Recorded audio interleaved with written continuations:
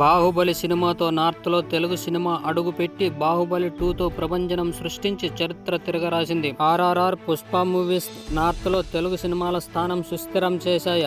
RRR movie Oscar పురస్కారాన్ని సొంతం చేసుకుంటే పుష్పలో అల్లు అర్జున్ నటనకు బెస్ట్ యాక్టర్ గా నేషనల్ అవార్డు వరించింది. తెలుగు సినిమాలు వస్తున్నాయంటే బాలీవుడ్ భయపడేంతలా నార్త్లో తెలుగు సినిమాలు సత్తా చాటుతున్నాయి. పాన్ ఇండియా హీరోల్లో అగ్ర కథానాయకులుగా నలుగురు మనవాళ్లే ఉన్నారు. మరి ఆ నలుగురు హీరోలు ఎవరంటే ప్రభాస్, అల్లు అర్జున్, రామ్ చరణ్, ఎన్టీఆర్. మరి వీరు చేస్తున్న అప్కమింగ్ మూవీస్ రిలీజ్ కు సిద్ధమవుతున్నాయి.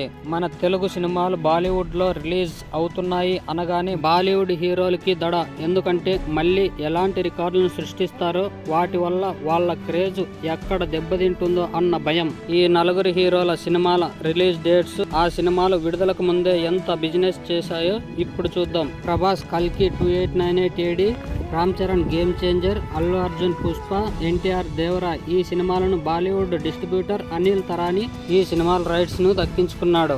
ఇందులో కల్కి మూవీ రిలీజ్ కు ముందు వరుసలో ఉంది. ఈ సినిమా నార్త్ లో 100 కోట్లకు పైగా థియేట్రికల్ బిజినెస్ జరుపుకుంది. ఇక ఆగస్టు 15న రానున్న పుష్ప మూవీ కోసం ఇండియానే కాదు వరల్డ్ వైడ్ ఆడియన్స్ ఈగర్ గా వెయిట్ చేస్తున్నారు.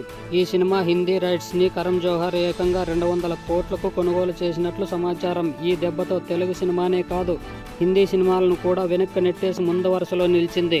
తర్వాత ఎన్టీఆర్ దేవరా మూవీ నార్త్ లో 50 కోట్లకు అమ్ముడుపోయినట్లు సమాచారం. Ram Charan game changer movie హిందీలో 75 కోట్లకు అమ్ముడుపోయినట్లు సమాచారం. ఓవరాల్ గా 4 సినిమాలు కల్కి, పుష్ప, గేమ్ చేంజర్, దేవరా సినిమాలు ప్రీ రిలీజ్ బిజినెస్ 425 కోట్లు జరుపుకున్నట్లు సమాచారం. ఓకే ఫ్రెండ్స్, ఈ వీడియో చేయడానికి నేను చాలా కష్టపడ్డానండి.